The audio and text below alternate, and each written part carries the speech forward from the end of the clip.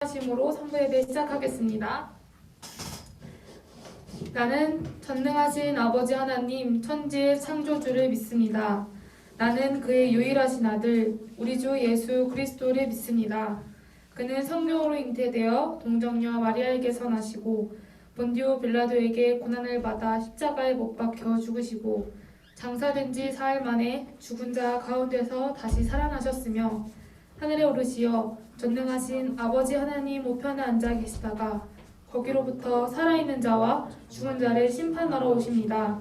나는 성령을 믿으며 거룩한 공교회와 성도의 교제와 죄를 용서받는 것과 몸의 부활과 영생을 믿습니다. 아멘.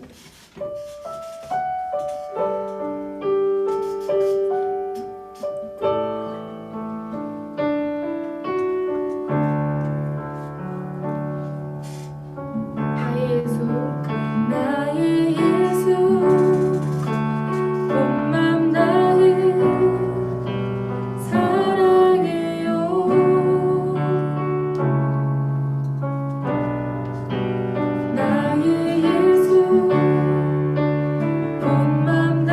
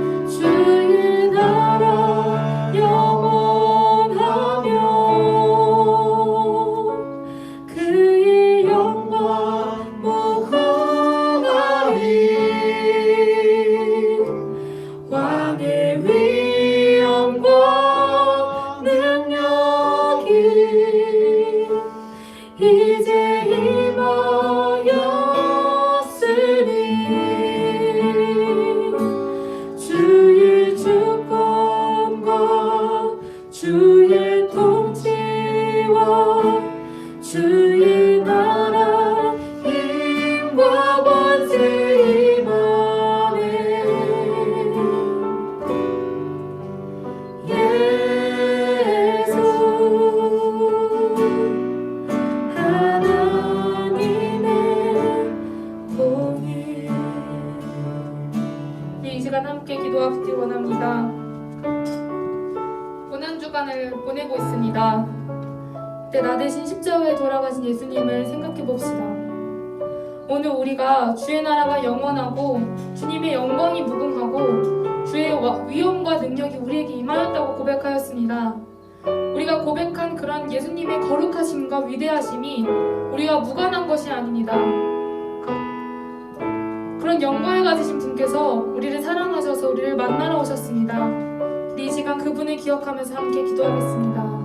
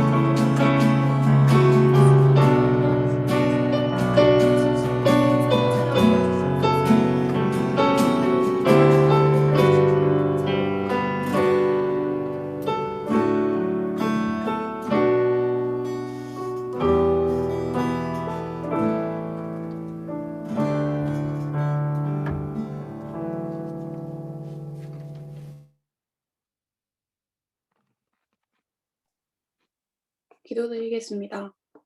사랑이 많으신 주님, 오늘 이렇게 만나게 해주셔서 참 감사합니다. 지금은 코로나19로 인해 모두 몸과 마음이 지친 시기입니다. 이럴 때일수록 주님을 잊지 않고 의지하면서 믿음 지켜나갈 수 있도록 도와주세요. 또한 사순절 기간임을 잊지 않고 살아갈 수 있기를 바랍니다. 오늘 예배를 통해 은혜 받아 이번 한 주도 교회 안에서 살아가기를 원합니다. 예수님 이름으로 기도드렸습니다. 아멘.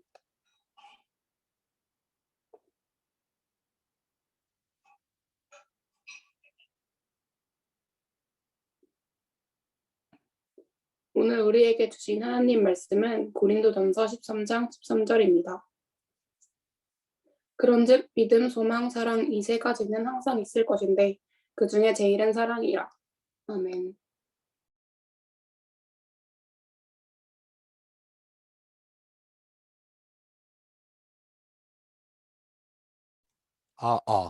네. 이 말씀 통해 하나님의 은혜가 여러분께 함께 하기를 소원합니다. 자, 우리 이 시간엔 다 같이 마이크 켜고 화면 켜고 인사 한번 해보겠습니다. 자, 화면도 켜고 마이크도 켜주세요.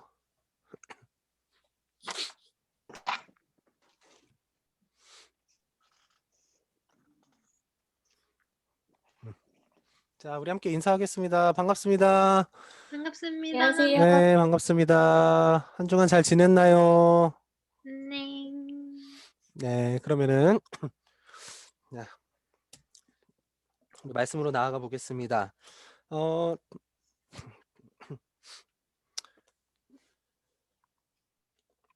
우리가 이제 뭐 여러 가지 감정들을 계속해서 다루어 왔는데 아무래도 또 사순절이기도 하고 우리가 기독교, 특히 성경 안에서 하나님이 우리에게 주신 가장 큰 그 선물이고 가장 큰 그 감정이라고 할 수 있는 게 일단 사랑이잖아요. 사랑은 우리가 우리 삶과 뗄 수가 없고 우리 삶에 너무나 당연히 있음에도 불구하고 약간 정체가 불분명한 게 있어요. 그렇다고 이 사랑을 하루아침에 정의 내리고 바로 이게 사랑이야 라고 하기에도 너무 어려운 게 많아요. 사실 아마 우리가 이것이 사랑이야라고 정의를 하더라도 진짜 사랑은 그것보다 훨씬 더 클 거예요.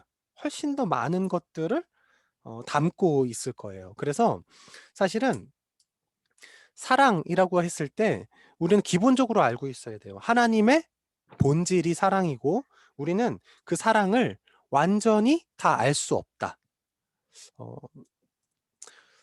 그럼에도 불구하고 우리가 알 수 없다는 이유로 사랑이 뭔지 궁금해하지도 않고 또 그냥 우리가 느끼는 기분 좋은 것들 이렇게 큰 덩어리로 불분명하게 파악하면 우리 삶에 크게 도움은 안 되겠죠. 그래서 앞으로 사랑의 좀 구체적인 행위들, 특히 우리가 비슷한 세대고 또 비슷한 시대를 같은 시대를 살고 있고 또 한국이라는 또 뭐 경기도, 서울, 뭐 이권 수도권 안에서 살고 있는 비슷한 환경을 가진 사람들이잖아요. 그래서 어, 많은 방식의 사랑들, 많이 우리가 느끼고 정의할 수 있는 사랑들이 있겠지만 또 우리가 공유할 수 있는 사랑의 모양들이 있을 거라고 생각해요. 또 교회에서 기독교라는 어떤 특정 종교 안에서 만났잖아요. 그 안에서 사랑이 어떻게 정의되고 진짜 그 사랑을 향해서 나아가려면 어떤 것들을 우리가 좀 이렇게 구체적으로 발견하고 실천해야 하는지 좀 필요할 것 같아요. 그래서 한 몇 주 동안은 이 사랑의 여러 가지 모습들을 좀 이렇게 돌려가면서 보려고 해요. 요쪽 모습도, 요쪽 모습도. 물론 아까 말한 대로 오늘부터 이렇게 사랑이라는 걸 다루기 시작한다고 해서 우리가 사랑의 모든 모습을 알아가지는 못할 거예요. 살면서 계속 발견해 나갈 것이고 또 하나님이 보여준 참사랑, 진짜 진리에 가까운 그 사랑은 어쩌면 우리의 경험과 우리의 이성으로는 끝내 완전하게 알아가지 못할지도 모르죠. 그런데 이 사랑이 분명 우리 삶에 선하고 또 도움이 되는 방향으로 자리하려면 우리가 사랑의 정체를 조금 더 이렇게 파헤쳐 볼 필요가 있을 겁니다. 그래서 한 3-4번 정도 혹 더 좋은 것들이 이렇게 나오면 조금 더 길게 사랑의 다른 모습들을 계속 살펴보면서 나갈 거예요. 그런데 오늘은 어 도대체 사랑이 어떤 차원의 감정 그리고 어떤 영역을 포함하고 있는 것이길래 이렇게 중요하다 생각할까? 이게 성경 안에서만 사랑이 중요하다는 게 아니라 이 사랑이라는 게 꽤나 인문학적인 영역에서는 모든 어떤 그 논의의 중심이 되기도 합니다. 어, 인문학이라는 게 사람을 알아가는 학문이잖아요. 그러면 사람의 존재에 대해서 다룰 수밖에 없어요. 그리고 그 사람이 왜 존재하는지 또는 존재해야 되는 목적과 이유 이런 것들을 사실은 인문학이라는 학문이 다루거든요. 그래서 인문학이라고 하는 게 이게 뭐 자연계, 뭐 인문계 이렇게 해서 나누는 인문학이 아니라 사람에 대해서 탐구하는 모든 영역. 그러니까 너무 넓죠. 그래서 어떤 영역에서는 과학도 인문학에 속하는 부분이 많이 있어요. 요즘 같은 경우는. 왜냐하면 결국 우리가 그 학문함이 사람의 삶을 그리고 결국은 나의 삶을 각자 자기의 삶을 풍요롭고 이롭게 하는 데 목적을 두고 있기 때문이죠. 그러니까 여러분이 어떤 새로운 지식을 알아도 그게 여러분에게 도움이 되지 않으면 별로 필요가 없겠죠. 그런데 별것 아닌 지식 같아도 이게 나한테 큰 도움이 되는 경우가 있어요. 그래서 어떤 것을 바라볼 때 이것이 인간에게 어떤 유익함 또 어떤 영향이 있는가 이런 것들을 보는 시선을 기본적으로 인문학이다 이렇게 생각하면서 보면은 좀 더 인문학에 대한 이해가 좀 생길 거예요. 사실은 이 중심에 사랑이 있어요. 왜냐하면 우리가 회복될 때 사랑으로 회복되고요. 또 움직이거나 무슨 일을 할 때 사랑이 원동력, 그 동기가 되는 경우가 많고요. 모든 가정 그리고 모든 존재들은 사랑을 기반해서 탄생하고 이어져 나가요. 그러니까 인간을 이야기할 때 그 기반이 되는 사랑을 얘기하지 않을 수가 없는 거죠. 그러니까 아유 저게 목사니까 지금 성경 펴놨으니까 기독교니까 사랑 얘기하지? 그건 아니라는 말이죠. 여러분 하다못해 문화도 사랑을 중심으로 흘러가는 거 다 알죠. 뭐 드라마, 영화에 사랑 이야기가 싹 빠진다고 생각해 봐요. 노래에 사랑 이야기가 다 빠져나간다고 생각해 봐요.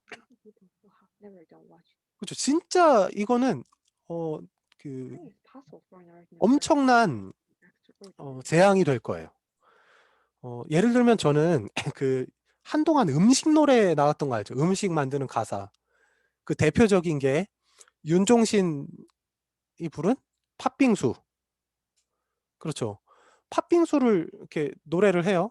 그런데 가사가 좋아. 왜 좋은지 알아요? 우리 아내가 팥빙수를 좋아하거든. 이게 그냥 진짜 팥빙수 레시피 때문에 듣는 노래가 아니에요. 팥빙수 좋아하는 사람과 함께 팥빙수를 먹는다라는 가정이 이 노래가 노래되게 하는 거예요.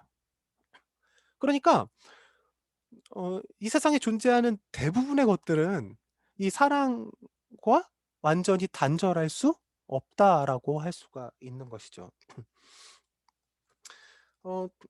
그래서 성경에서는 이 모든 인간의 기반 되고 모든 탄생의 원인 되는 이 사랑을 좀 특별하게 설명해요.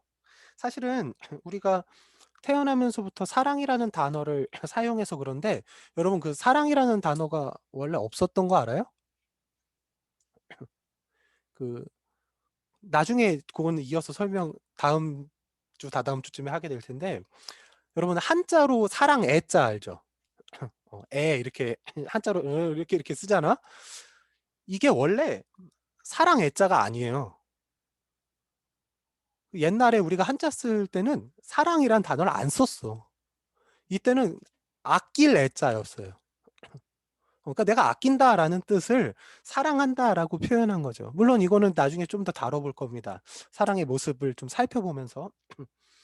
그러니까 이 성경에서 사랑이라는 단어가 튀어나오고 예수님이 하고 예수님의 제자들이 그걸 사용하기 시작했는데 이 사랑은 원래부터 있어 왔던 어떤 개념, 어떤 마음의 그게 아니라 마치 새로 발명된 것 같은 혁명적인 사건이었어요.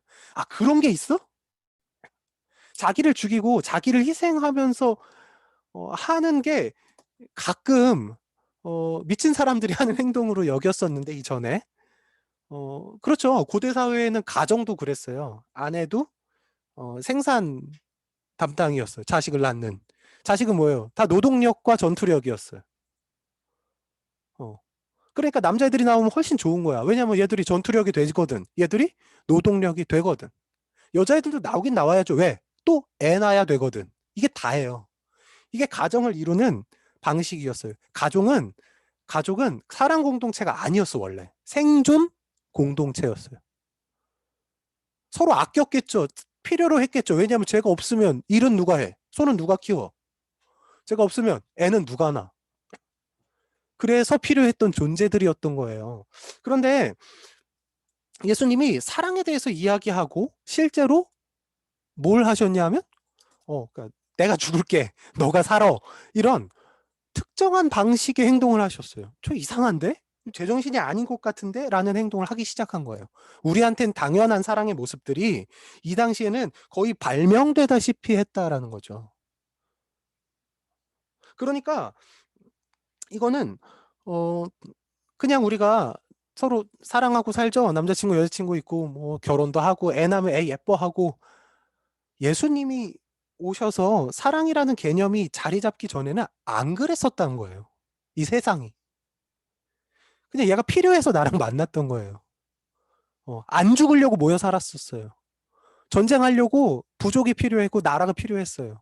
서로 사랑해서 했던 행동은 없었어요. 그리고 오랫동안 이 사랑이라는 게 이 인류의 자리 잡기까지 신약 성경 그리고 또 예수의 행위와 말씀들 그 존재가 큰 영향을 끼쳤다라는 것이죠. 그러니까 예수님이 십자가에 달리시고 다시 부활하신 이후에 기독교 교회가 세상에 퍼졌다라고 하는 것보다 사랑이 인류에게 고민되기 시작했어요. 저런 게 있구나라고 알기 시작했어요. 그것들을 다루기 시작했어요. 그것이 우리의 삶에 행복을 찾아주고 우리 망가진 우리를 회복시키는 기본이 된다는 걸 사람들이 알기 시작했어요. 그래서 이제는 교회가 아니어도요, 예수님과 상관없이 사는 사람들도요, 사랑이 꼭 필요하다라는 것에서 부인하지 않아요. 과학이 너무나 발달해서 이제 진화론이 나오고 많은 이들이 사람은 영적인 존재가 아니라 단지 물질적인 존재. 이 세상을 물질적인 차원으로만 보는 걸 이제 유물론적 관점 이렇게 얘기하는데, 그러니까 그렇게 생각하는 사람들이 늘어나기 시작했어요. 지금 많아. 그래서 사람들하고 얘기해 보면 그냥 이거 육신에 불과한 거예요.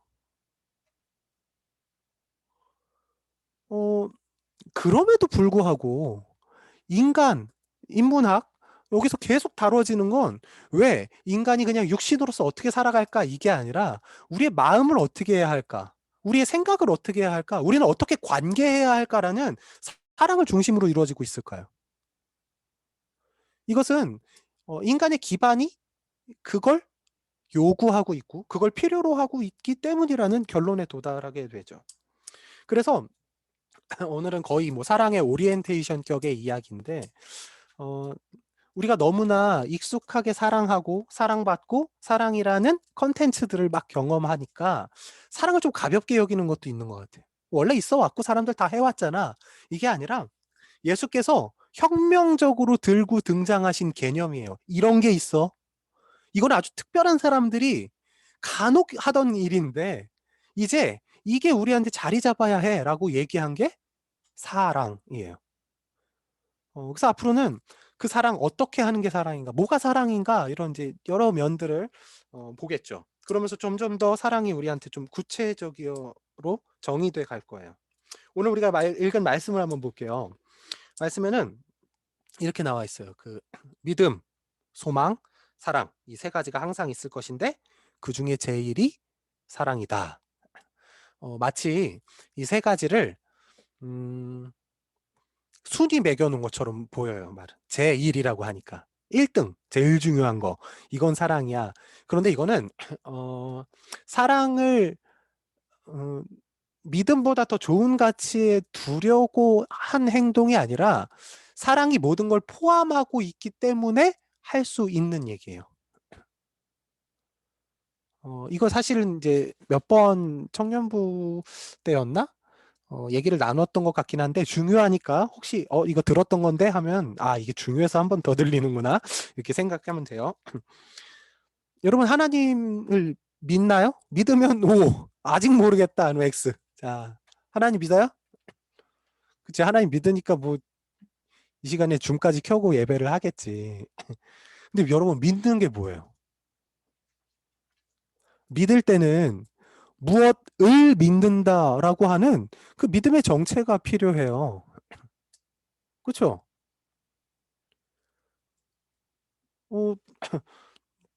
여러분 저를 믿어요? 그냥 섣불리 대답 못 하겠는 게 뭘 믿는다는 거야? 내가 뭐 욕 안 하고 예쁜 말 할 걸 믿는 거야? 아니면 오늘 집에 일찍 들어갈 걸 믿는 거야? 아니면 뭐 설교를 일찍 끝내줄 걸 믿는 거야? 뭘 믿는 거예요? 그렇죠? 믿음의 정체가 필요해요. 근데 우리는 하나님이 너무나 온 세계에 많은 것들을 포함하시는 신적 존재, 신이니까 그냥 믿는다라고 표현하면 충분히 될 것 같이 느껴요. 그런데 믿음은 하나님한테 있는 게 아니라 내 안에 있는 거예요. 내가 하나님을 어떻게 생각하느냐예요. 그러니까 하나님을 믿는다라고 할 때 지금 여기서 하나님이 어떻게 하실 것을 믿는다.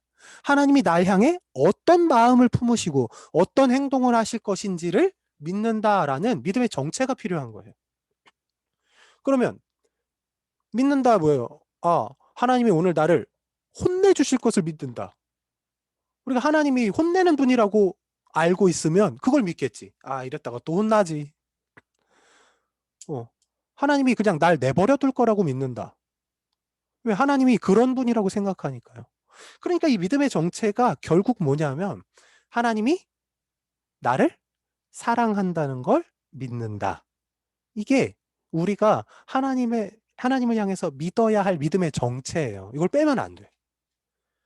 그러니까 하나님 믿습니다. 하나님 믿어요? 네. 이건 교회 다니나요? 라는 똑같은 표현이에요. 하나님 믿는다가 교회 다닌다랑 똑같으면 안 되지.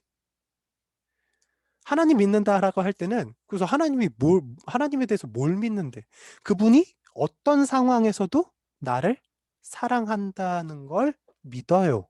이게 우리 믿음을 정의하는 내용이어야 해. 그러니까 믿으면 뭐가 포함되어 있어요? 사랑이 포함되어 있죠. 사랑 없는 걸 믿으면 믿을 교회 나올 필요 없지. 여러분 하나님이 나를 안 좋아한다는데 나한테 날 안 좋아하고 날 안 사랑하시면 나한테 아무것도 안 주겠지. 구원 안 하시겠지. 뭐하러 자기 목숨 다해서 날 살리겠어. 날 안 사랑한다는데. 내가 뒤지든 아이고 내가 죽든 말든 내가 어떻게 되든 아무 상관 안 할 거 아니야. 그럼 여러분 교회 안 다니면 돼. 우리 이거 시간 낭비예요. 근데 우리가 왜 하나님을 믿는다고 표현합니까? 하나님이 날 사랑한다는 사실을 믿기 때문이죠. 그러니까 믿음엔 사랑이 포함되어 있어요. 그러니까 믿음도 굉장히 중요해요. 무엇을 믿느냐? 소망은 뭡니까? 소망. 무언가를 기대하는 마음인데 이 기대도 어떤 류의 기대예요? 기대라는 것 자체가 지금보다 더 좋은 것, 지금 상황보다 더 나은 상황, 지금의 감정보다 더 괜찮아진, 그러니까 좀 더 긍정적인 방향으로 내게 주어질 것에 대한 생각을 기대라고 하죠. 그래서 나는 기대해. 내일 넘어질 걸.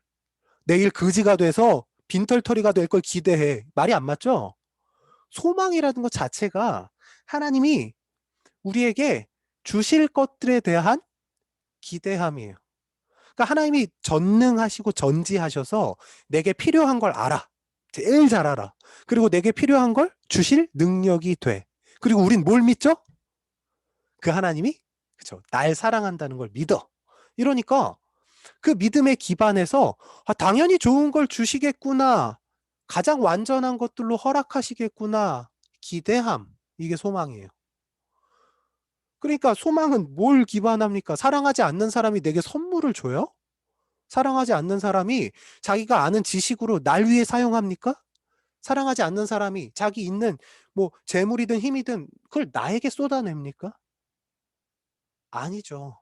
그러니까 결국 소망은 왜 내 삶이 더 나아질 거라고, 왜 내 삶에 하나님이 주시는 가장 큰 선물인 천국을 우리에게 주실 것이라고 기대하나요? 하나님이 날 사랑한다는 믿음에 기반한 소망이 있기 때문이에요. 그러니까 제일 먼저 필요한 건 하나님이 날 사랑한다는 그 사랑으로 시작돼서 그걸 믿는 믿음을 내가 얻게 되면 나는 이제 천국을 소망하기 시작해요.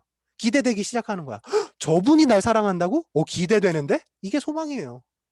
그러니까 결국 믿음, 소망, 사랑은 다 사랑을 우리가 어떻게 여기고 받아들일 것인가, 그 사랑을 어떻게 품고 살아갈 것인가의 다른 이름일 뿐이에요. 사랑할 것이라고 확신함, 이게 믿음이고요. 사랑하기 때문에 기대함, 사랑받고 있기 때문에 기대함, 이게 소망이에요. 그러니까 다 사랑이라는 이름으로 바꿀 수가 있는 것이죠. 그래서 믿음, 소망, 사랑, 이 세 가지가 그 중에 제일이 사랑이 아니라 전부는 사랑이다. 이렇게 여러분 생각해야 돼요. 그래서 예수님이 사랑이라는 개념을 가지고 이 땅에 오셔서 몸소 실천하셨어요. 자, 봤지? 이게 사랑이라는 거야. 이게 모든 것들을 다 포함하는 사랑이라는 거야. 우리의 행동과 우리가 나아가야 하는 모든 가치, 모든 감정 아래 기본적으로 다 들어가 있어야 되는 기본이야 라고 얘기한 것이다 라고 할 수 있겠죠. 요거 하나를 기억해야 되는데 이 세 가지 중에 나중되면 다 없어지고 사랑만 남아요. 무슨 뜻이냐 하면 여러분 믿는다라고 하는 게 언제 사용돼요? 의심되거나 모르겠을 때, 혹은 눈에 보이지 않아, 혹은 증거가 없어. 이때 우리가 믿음이라는 단어를 사용하죠. 믿어주는 거야. 누가 나한테 믿어주는데 만약에 CCTV를 내가 확인을 했어요. 그럼 그때는 믿어주는 거예요? 아니지, 증거가 있잖아. 확인했잖아. 아는 거지. 아, 네가 때린 거 아니구나. 네가 한 짓 아니구나. 그때 믿는 게 아니에요. 근데 CCTV가 없었어. 근데 제가 한 거 아니에요. 이때 뭐가 필요해요? 믿어줄 건지 믿지 않을 건지. 이 믿음이라는 가치가 이때 필요하죠. 그러니까 모르겠을 때 믿는 거예요. 여러분, 지금 우리 삶이 그래요. 하나님 계신지 증거 있는 사람 있어요?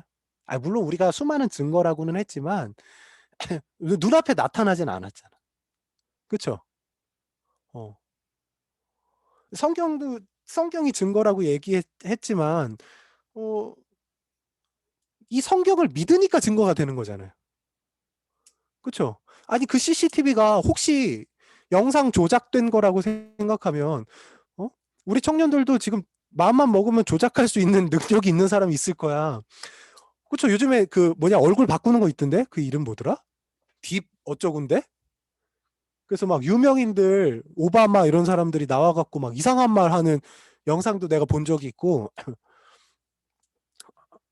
그 이름이 생각이 안 나네. 하여튼 기술이 워낙 발전했다고. 그래서 영상도 만들 수 있어요. 그 영상에서 내 얼굴이 나와갖고 막 욕도 할 수 있고 막 이상한 소리도 할 수 있는 거예요. 그러니까 이런 걸 볼 때 어떤 것도 안 믿으면 증거가 안 되는 거죠. 그렇죠. 그러니까 지금 하나님을 우리가 보지 못하고 하나님에 대한 완벽하다라는 하는 증거들이 없는 시점에서 우리는 하나님을 믿어야 돼요. 하나님의 증거가 이 성경이야 이렇게 얘기할 때 그 성경이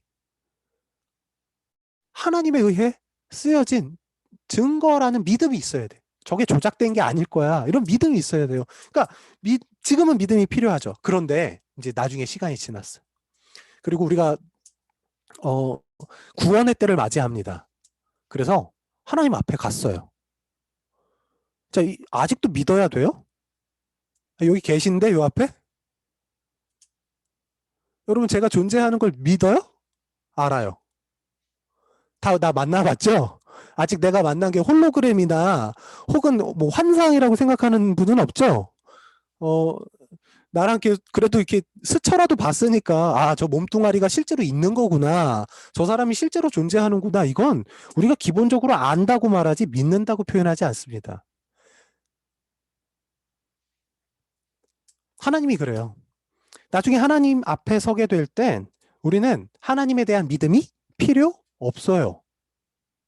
그쵸? 아는 거예요.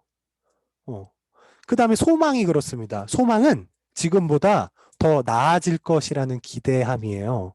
소망은 지금이 완전하지 않을 때만 가능해요.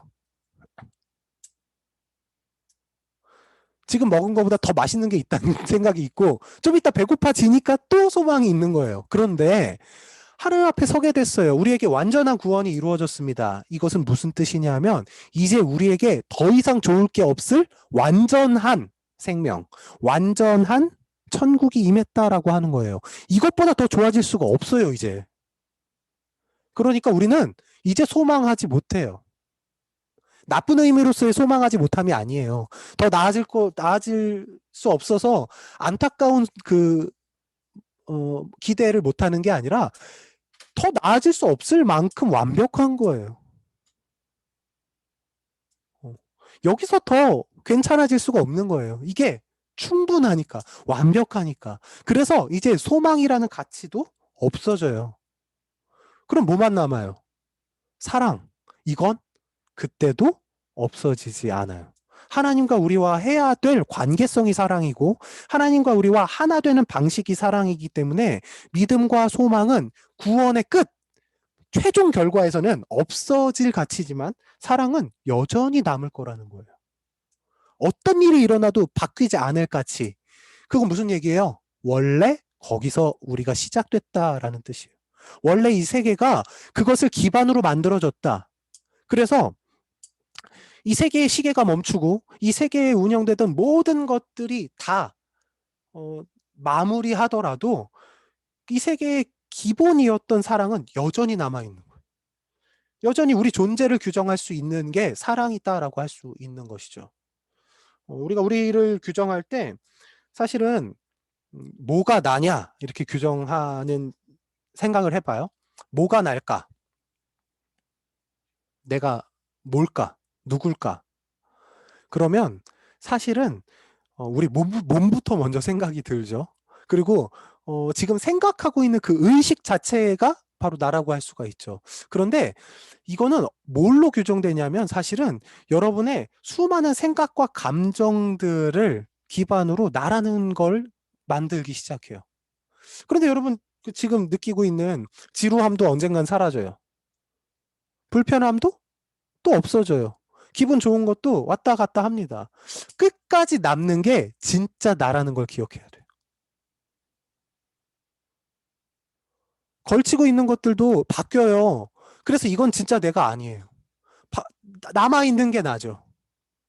근데 사실은 세포도 여러분 10년 전에 있던 여러분은 지금 여러분과 세포를 1%도 공유하지 않아요. 모든 원소가 바뀌었어요. 10년 전에 나랑 지금의 나는. 여전히 그 10년 전의 김백현이 지금의 김백현으로 연속되는 건 나를 김백현으로 생각하는 의식이에요. 육체를 이루는 원소는 100% 갈아치워졌어요. 그러니까 그때의 나랑 지금의 내가 혹시 만난다면 성분은 완전 다른 거예요. 물질적으로는 완전 다른 존재라는 거죠. 비슷한 모양으로 조립되어 있겠지. 비슷한 똑같이 생긴 방식으로 이렇게 결합되어 있겠죠. 그런데 성분은 100% 달라요. 그럼 뭐가 날까요? 그렇게 하나씩 없애고 마지막까지 남는 게 나다라고 할 수 있는 것이죠. 그래서 이 모든 것들이 끝나고 하나님 앞에 우리가 서게 됐을 때 남아있는 나, 남아있는 하나님, 남아있는 이 세상, 이걸 딱 생각했을 때 바로 사랑이라는 게 남아요. 그래서 이제부터 이제 오늘은 이제 여기까지만 소개를 할 건데 앞으로 우리가 사랑에 대해서 대할 때는 뭐냐 하면 이 사랑이 그냥 우리가 해야 되는 숙제로서의 사랑, 하면 좋은 그냥 그런 사랑이 아니라 나를 정의할 거라고 기대하면서 탐구하기 시작해야 돼요. 하나님이 우리에게 사랑을 가르쳐 주실 때 누굴 가르쳐 주냐 하면 너가 누구인지 알려주겠다. 이래서 시작한다라는 것을 기억하면서 여러분이 받아들여야 돼요. 그래서 뭐 적을 수도 있고 또 기억할 수도 있는데 그것들이 어떻게 나를 구성하는가. 그 사랑의 정의들이 어떻게 나를 설명할 것인가. 이것을 기억하면서 계속해서 이제 사랑에 대한 우리가 이 성경적, 신학적, 때로는 인문학적 논의를 계속 진행해 나갈 겁니다. 여러분 기억하셨죠? 사랑이 모든 것을 품고 있는 모든 것을 이렇게 품고 있는 그 거대 집합이다 이렇게 생각하면 돼요. 그래서 요한일서 4장 8절에 보면 하나님은 사랑이시다. 사랑이 많으시다가 아니에요. 사랑이시다라고 하며 하나님의 존재, 하나님의 본질을 사랑이라고 표현합니다. 우리는 그로부터 만들어지고 그로부터 나온 자들이에요. 그러니까 우리의 존재 역시 하나님의 사랑 안에서 시작됐다는 것을 기억하기를 바래요. 그래서 특별히 약간 앞으로 사랑에 대한 이야기를 좀 하려고 얘기를 하다 보니까 조금 넓은 차원의 얘기들을 많이 했고 그래서 우리가 좀 뭘 실천해야 되지? 또 뭘 나눠야 되지? 이런 생각을 여러분 할지도 모르겠어요.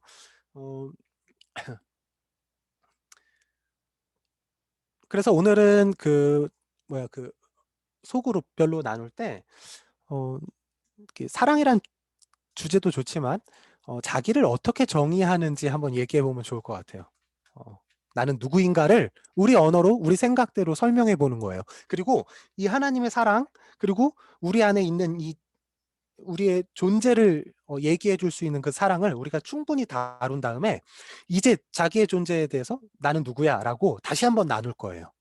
그때 우리가 어떤 존재로 변화되어 있는지 자기가 인식하고 의식하는 자기를 이제 얼마나 다르게 의식하고 있는지를 한번 보면 참 좋을 것 같아요. 그래서 오늘은 그런 나눔을 좀 진행해 주시고 그죠? 나눔은 그렇게 진행해 주시면 돼요. 그리고 한 주간 살면서 꼭 그 나눴던 거는 자기를 어떻게 했는지는 나눌 때만 잠깐 쓰지 말고 이렇게 적어놔. 그래서 나중에 봐야 되니까. 그래서 어떤 정의도 괜찮아요. 그리고 어떤 언어로 어떤 방식으로 정의해도 상관없어요. 뭐 단어로 정의해도 되고 서술을 해도 되고 아니면 비유나 은유적으로 해도 좋고 뭐 어떤 방식으로 해도 상관없을 것 같아요. 이런 자기의 정의들을 좀 하고 하나님이 우리를 어떻게 만드셨고 우리가 어떻게 존재하고 또 마지막에 남을 우리는 뭘까? 이런 것들을 기대하면서 우리가 예수께서 이 세상에 발명처럼 혁명처럼 가지고 오신 그 사랑 그 참 사랑에 좀 접근해 보는 시간이 되면 좋겠습니다. 어렵지 않죠? 이따가 나누는 건 그거 이제 나눠주시면 되고 그래서 여러분 성경이 사랑을 말한다라고 하는 거예요. 그래서 성경을 한 단어로 줄이면 사랑이라고 한다라고 하는 거예요. 그러니까 우리가 사랑을 잘 알고 이제 성경을 읽게 되잖아요. 지금 우리가 아는 사랑 말고 사랑을 좀 더 성경적으로, 좀 더 신학적으로, 좀 더 역사적이고 인문학적으로 잘 정의한 다음에 사랑을 과학적으로도 정의를 할 거예요. 나중에 그러고 나서 성경을 보잖아요. 사랑을 주제로 한. 그러면 이제 성경이 우리 눈에, 우리 마음에 완전히 다르게 다가오기 시작했을 거예요. 훨씬 더 깊이 다가오기 시작할 거예요. 하나님이 우리에게 사랑한다라고 한 한마디가 내 삶을 후벼 파고 내 인생을 변화시키는 그 한마디가 될 거예요. 맨날 듣던 사랑합니다. 사랑합니다 고객님처럼 듣던 사랑한다가 아니라 와 이렇게 듣기 시작하는 거죠. 감동이 있고 우리 삶이 의미 있어지는 그 사랑 그걸로 우리 한번 나아가 봅시다. 자, 기도하고 오늘의 말씀을 마치겠습니다. 하나님 감사합니다. 우리를 사랑해 주시고 우리가 전혀 몰랐던 사랑을 알게 해주셔서 감사합니다. 앞으로도 우리가 계속 사랑에 대해서 사랑이 본질이신 그 하나님에 대해서 고민하며 살펴보고 또 연구하며 나아갈 텐데 하나님 우리에게 참 사랑의 모습을 보여주시고 사랑이 무엇인지 아는 지혜 허락하시고 그것을 행할 수 있는 능력을 주셔서 우리가 점점 더 하나님께 가까이 가게 하시고 우리 삶에 가장 의미 있는 것들을 붙들고 살아가는 귀한 은혜가 있도록 인도하여 주옵소서.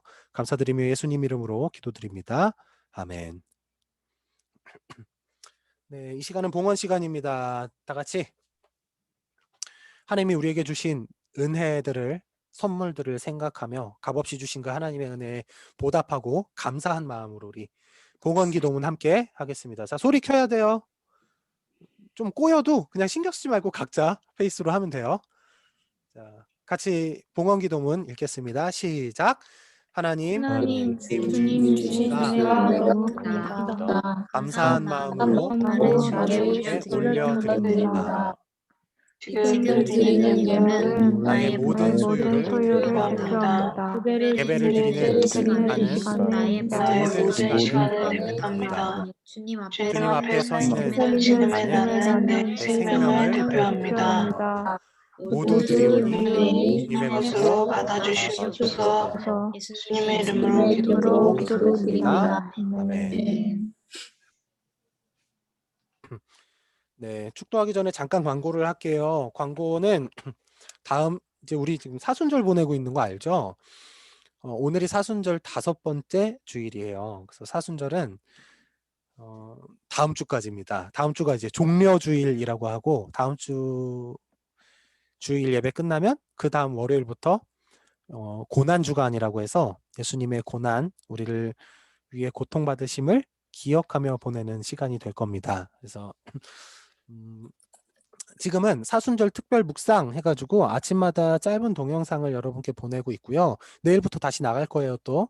그래서 꼭 아침에 하진 않아도 좋지만 여러분 시간을 정해서 보니까 10분이 안 돼요. 그래서 오가다가 잠깐 듣고 하루를 그걸 붙들고 살아갈 수 있게 되면 좋겠습니다. 그래서 청년부 카톡방에다 제가 계속 올리죠.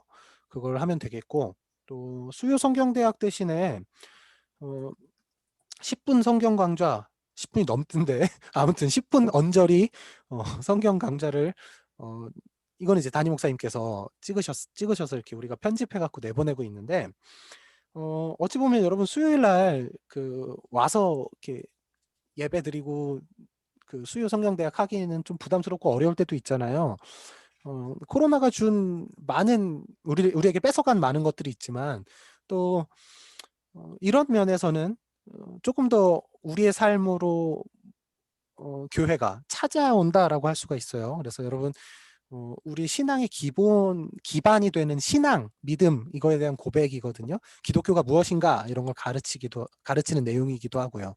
그래서 새신자나 혹은 세례받는 사람들은 꼭 들으면 좋습니다. 이제 특히 청년들, 우리의 믿음의 기본기가 탄탄해지려면 또 사도신경 강의 아주 필수적입니다. 그래서 듣고, 지난주에 얘기했죠. 댓글을 달아주세요. 댓글 달면 뭐 막 이렇게 나누면 안 달아도 돼. 그냥 출석 이렇게 써도 돼요. 그러면 나중에 개근상을 준비해서 나누어 드립니다. 그래서 우리 청년들 중에 개근이 많이 나왔으면 좋겠습니다. 다음 주에 광고 한 번 더 할 건데요. 다다음 주가 이제 부활절이에요. 그래서 부활절은 아마 작년에 우리 여기 야외에서 했던 거 알죠? 야외에서 그렇게 야외에서 할 예정이에요. 그래서 이렇게 충분히 거리를 두고 밖에서 하는데, 작년에 바람이 엄청 불어가지고 아주 고생했는데 올해는 바람 안 불도록 우리 기도하고 모입시다. 뭐 이런저런 고민들을 많이 하고 있으니까 어떻게 여러분이 또 우리가 잘 예배할 수 있는 방향으로 갈 것 같습니다. 그렇게 알고 있으면 돼요. 11시 예배다. 부활절 날은 연합 예배로 드린다. 이거 알면 됩니다. 네, 광고는 여기까지 하고요. 제가 축도하고 예배 마치겠습니다. 우리 주 예수 그리스도의 은혜와 하나님의 사랑과 성령 하나님의 함께 하시며 교통하심이, 우리를 사랑하시는 그 하나님, 본질이 사랑이신 그 하나님을 바라보며 우리의 존재를 찾아가기로 결단하고 또 그 사랑 붙들고 살아가기로 결정하는 함께 예배하는 모든 자들과 그리스도의 몸된 경민교회 가운데 지금으로부터 영원토록 함께 하시기를 간절히 축원하옵나이다. 아멘. 네. 네, 예배는 마쳤고요. 소그룹